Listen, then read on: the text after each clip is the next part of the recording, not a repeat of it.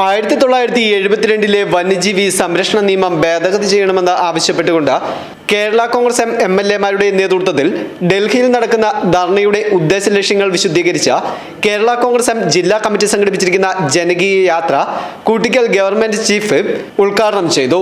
പാർട്ടിയുടെ ജില്ലാ president professor Lopez Mathews ആണ് ജാഥ captain. Poonjar MLA advocate Sebastian Kulathinkal ജാഥയുടെ ഉദ്ദേശ ലക്ഷ്യങ്ങൾ വിശദീകരിച്ചു. ഇത് പരിഹരിക്കാൻ പലപ്പോഴും ഇത്തരം പ്രശ്നങ്ങൾ ഉണ്ടാകുന്ന സമീപകാലത്താണ് കൊമ്പൂത്തിയിൽ ഒരു പ്രിയപ്പെട്ട സഹോദരി സഫിയ കാട്ടാനയുടെ ചവിട്ടേറ്റ് കൊല്ലപ്പെട്ടത്.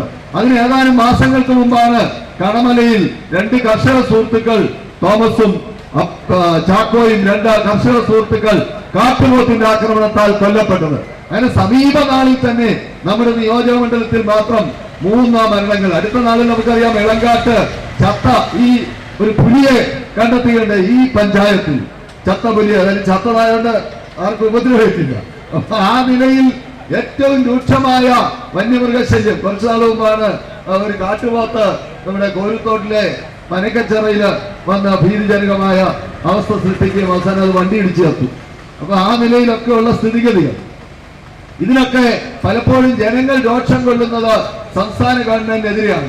അല്ലെങ്കിൽ ചില സ്ഥാപിത കക്ഷികൾ, സ്ഥാപിത താല്പര്യക്കാർ, പ്രത്യേകിച്ച് പ്രതിപക്ഷ രാഷ്ട്രീയ കക്ഷികൾ ബോധപൂർവം സംസ്ഥാനം ഭരിക്കുന്ന ഗവൺമെന്റിനെതിരെ ആ വികാരം തിരിച്ചുവിടുകയാണ്. ഇവിടെ എന്താണ് വസ്തുത?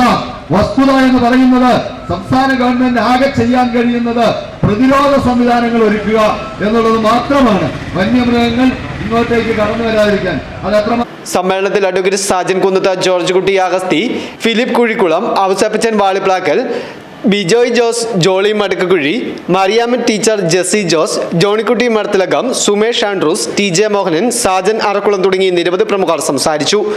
News bureau, Mundakayam.